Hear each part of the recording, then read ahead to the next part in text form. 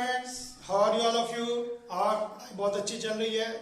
Engineering की तैयारी बहुत अच्छी चल रही होगी। पीसीएम पे कमांड अच्छा हो रहा होगा। प्रॉब्लम आती है तो सर रीजनिंग में आती है, क्योंकि सर रीजनिंग के लिए तो हमारे पास टाइम ही नहीं है। तो चलिए आपका टाइम ना वेस्ट करते हुए आज बिट्स पिलानी और बाकी सब कंपटीशंस के लिए हम शुरू करते हैं रीजनिंग। तो आज मैं आपको पहली जो वीडियो है, पहली वीडियो का लिंक नीचे डिस्क्रिप्शन में दिया गया है, वो देख सकते हैं आप। पहली वीडियो में मैंने आपको जो है रीजनिंग कराई थी, ठीक है ना। जो रीजनिंग कराई थी उसके अंदर आपके क्वेश्चन सारे आए थे मिसिंग नंबर वाले, कि मिसिंग नंबर कौन सा है। और आज जो मैं करा रहा हूँ, आज अल्फाबेटिकल रीजनिंग वाली करा रहा हूँ। अल्फाबेटिकल एंड न्यूमेरिक दोनों आएंगे, अल्फाबेटिकल न्यूमेरिक। चलिए स्टार्ट करते हैं। तो देखते हैं। सबसे पहले आपको मैं बता दूं, आपको ABCDEFG के जेड तक जितने भी अल्फाबेट है उनके सीक्वेंस, उनके नंबर याद होने चाहिए। वो आपको अगर नहीं याद होते हैं तो पेपर में फास्टली इसको लिख लें, क्योंकि मिनिमम एक और मैक्सिमम 2 क्वेश्चन उसके ऊपर बेस आपको मिल सकते हैं।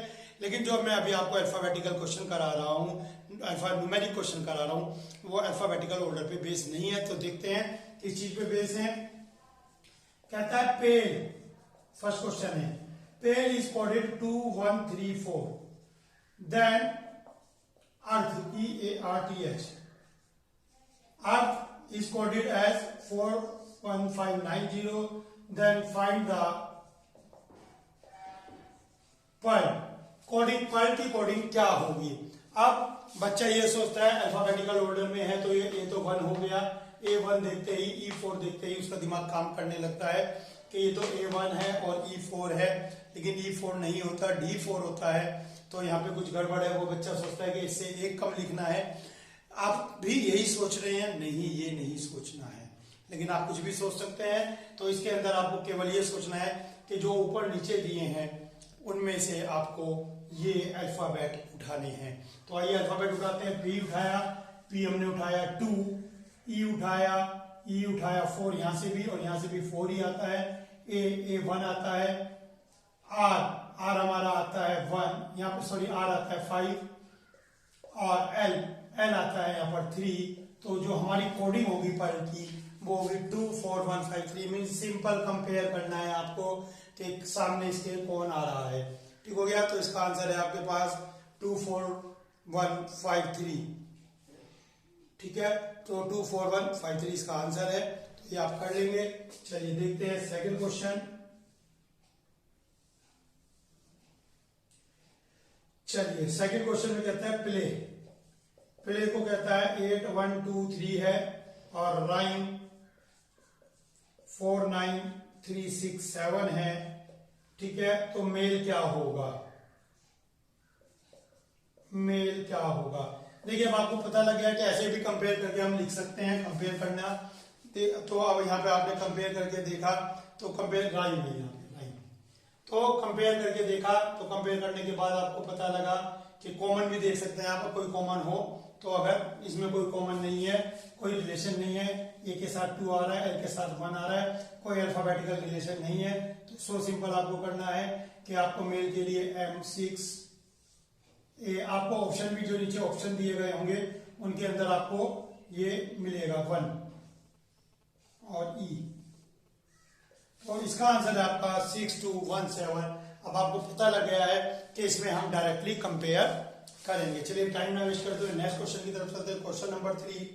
तो क्वेश्चन नंबर 3 में थोड़ा सा हम चेंज लाएंगे। कहता है थोड़ा सा बड़ा नंबर लेंगे। सिस्टर 535301 है, अंकल 84670 है, बॉय 129 है। तो सन क्या होगा, तो सन क्या होगा। तो चलिए देखते हैं, बहुत इजी है। यहाँ पे हमने देखा कि S5 है, तो इट मीन्स हमारा क्वेश्चन सेट हो गया। अब O इज 2 और N इज 4। So simple. अब यहाँ पे मैं ये बंद करता हूँ, दूसरे क्वेश्चन शुरू करता हूँ, स्टार्ट करता हूँ। चलिए देखते हैं, दूसरे क्वेश्चन भी कंपेयरिंग के हैं, तो आइए कंपेयरिंग करते हैं। ये आपका बेसिक क्वेश्चन हो गया और ये इस तरह के क्वेश्चन प्रीवियस पेपर्स में आए हुए हैं। ठीक है, ये प्रीवियस ईयर के क्वेश्चन हैं। अब कहता है 581 means apples are good, apples are good. मैं आपको बता दूं एप्पल्स आर गुड का मतलब ये बिल्कुल नहीं है कि 5 मीन्स एप्पल है, 8 मीन्स आर है, 1 मीन्स गुड है, ये बिल्कुल नहीं है। इस बात को आप दिमाग में रख लें। इस तरह के क्वेश्चन में अगर आप ऐसे ही कंपेयर करेंगे तो आप गलत करेंगे। 5, 8, 1 का मीनिंग होता है 5 इसके लिए, इसके लिए, इसके लिए, किसी के लिए भी हो सकता है, 8 किसी के लिए भी हो सकता है, और 1 इन तीनों में से किसी को भी रिप्रेजेंट कर सकता है। सो 3, 5, 7 means eat good Apple, eat good Apple. अब देखिए हो गया एक बात, आपके ऊपर नीचे में गुड और एप्पल कॉमन है, और यहां पर आपके पास कुछ भी कॉमन नहीं है, केवल 5 है। एक मिनट देखते हैं, 5, 8, 1 है, apples are good, eat good food, यहाँ पे ईट गुड फूड है, ठीक हो गया, ईट गुड फूड। अब दोनों में गुड कॉमन है, दोनों में गुड कॉमन है और दोनों में 5 कॉमन है, तो सीधी सी बात है गुड के लिए 5 यूज होगा। बाकी हमें नहीं पता कौन सा किसके लिए यूज होगा। चलिए देखते हैं 9, 1, 8, ये है apples are right, apples are right. अब देखिए एप्पल्स आर, यहाँ पे 8, 1 है और यहाँ भी एप्पल्स आर 8, 1 है, एप्पल्स आर 8, 1। तो एप्पल के लिए कुछ भी हो सकता है, 8 भी हो सकता है एप्पल, और एप्पल 1 भी हो सकता है। ऐसे ही आर भी 8 हो सकता है, आर भी 1 हो सकता है, लेकिन ये मेरे पास मेथड आ गया। तो अब ये कहता है राइट, राइट का बताइए राइट के लिए क्या है, तो बिल्कुल क्लियर हो गया आपको, कोई ज्यादा आपको दिमाग नहीं लगाना पड़ा। राइट के लिए तो 1, 8 हो गया, एप्पल्स आर 9 बचता है, 9 इज राइट, तो आंसर इज 9। तो राइट किसे रिप्रेजेंट करता है, राइट 9। ऐसे ही आपसे और कुछ भी पूछ सकता है, किसी और सेंटेंस का मीनिंग पूछ सकता है, तो वो आप लिख सकते हैं। क्लियर हो गया। चलिए इसके ऊपर बेसिक क्वेश्चन और देखते हैं। 2, 4, 7। देखिए अगर आपको घर से पता है कि क्या लॉजिक लगना है तो आपका टाइम बचता है। Spread red carpet 256, dust 1 carpet 264, 1 red carpet. लीजिए ये हो गया। और कहता है डस्ट के लिए क्या यूज किया है। पहली बात तो डस्ट यहाँ पे लिखा है, तो यहां से मैं निकालूंगा। वो कहता है कि डस्ट के लिए आप 1 रेड, ठीक है ना, डस्ट के लिए क्या है तो, और इन दोनों में अगर आप देखें, इन दोनों में 1 और कारपेट कॉमन है, 1 और कारपेट कॉमन है, इसकी मुझे जरूरत ही नहीं पड़ेगी ऊपर वाले सेंटेंस की। 1 कारपेट कॉमन है, तो इन दोनों में कॉमन है 2 और 6, तो बचता है, ये कॉमन हो गए, कैंसिल हो गए, तो डस्ट के लिए 5 बचता है, रेड के लिए 4 बचता है। अगर आपसे पूछता भी है तो डस्ट के लिए आपके पास 5 आ गया, लेकिन उसे डस्ट पूछा, तो डस्ट के लिए आपको क्या नंबर यूज करेंगे, डस्ट के लिए नंबर यूज करेंगे 5। तो देखिए इस तरह से क्वेश्चन होते हैं, बहुत इजी है। चलिए जल्दी चलते हैं नेक्स्ट क्वेश्चन की तरफ।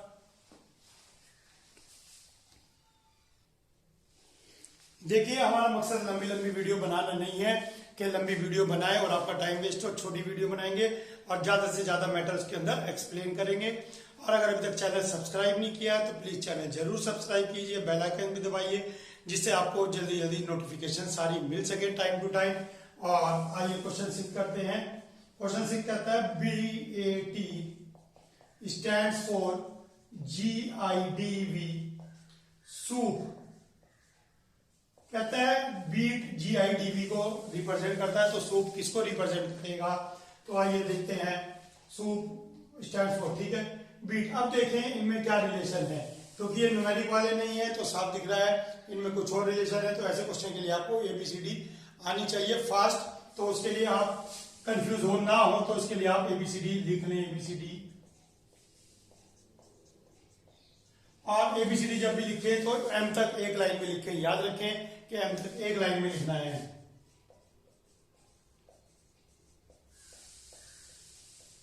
लीजिए 13 फर्स्ट रो में आ गए और 13 नेक्स्ट रो में आ गए।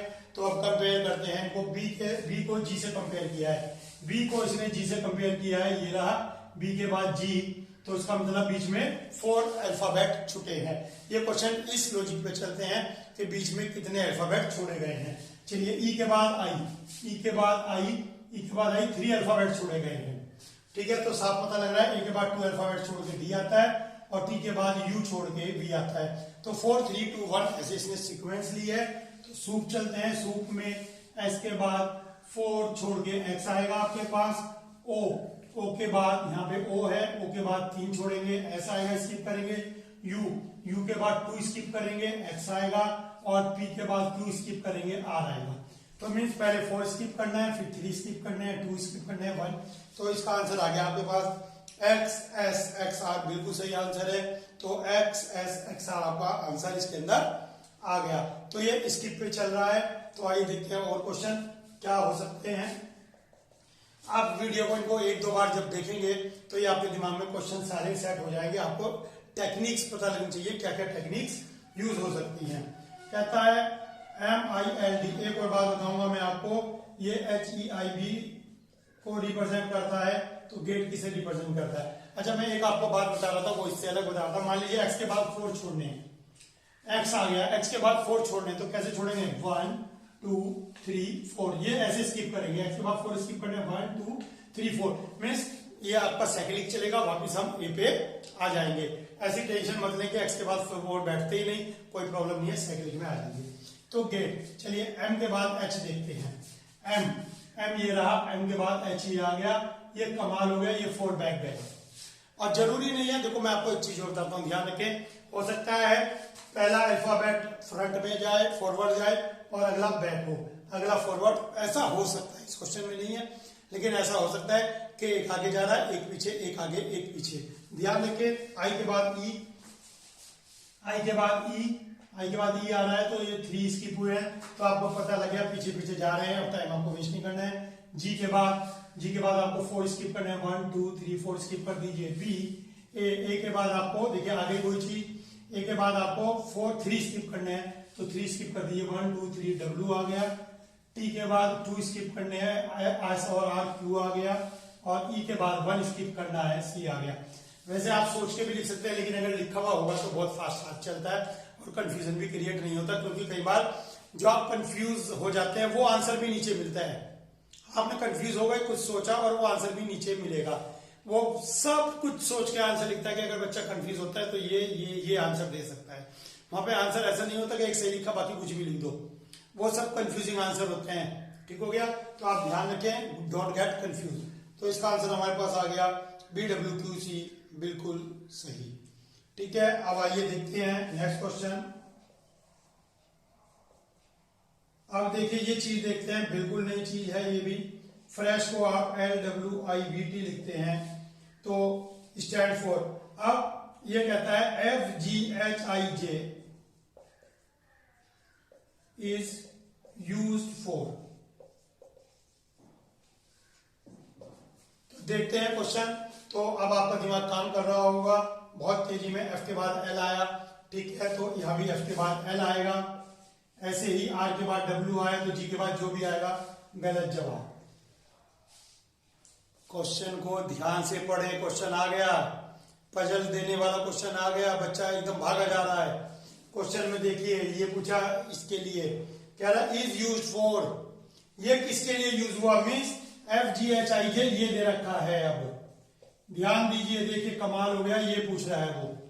क्वेश्चन की लैंग्वेज पे ध्यान दीजिए, लैंग्वेज संभालिए भाई साहब, लैंग्वेज बहुत ही गंदी है, देखा है आपने। तो फ्रेश ये है, तो कहता है इज यूज्ड फॉर। उसने ये नहीं कहा है कि इसका मीनिंग क्या होगा या इज स्टैंड्स फॉर, उसने कहा इट इज यूज्ड फॉर। ये किसके लिए यूज किया गया, इसको इसमें कन्वर्ट किया, तो ये किसके लिए यूज किया गया। तो चलिए देखते हैं, यहां पे उल्टा चलेंगे क्वेश्चन को, ऐसे ही रीड करेंगे। L से F कब आता है, L से F कब आता है? तो आइए आपका L से F ये आता है बीच में 1 2 3 4 5 स्किप किए हैं। तो ऐसे ही इसने, अब पता लग गया आपको, एक और देख लेते हैं। W के बाद R, तो ये 4 स्किप हुए हैं।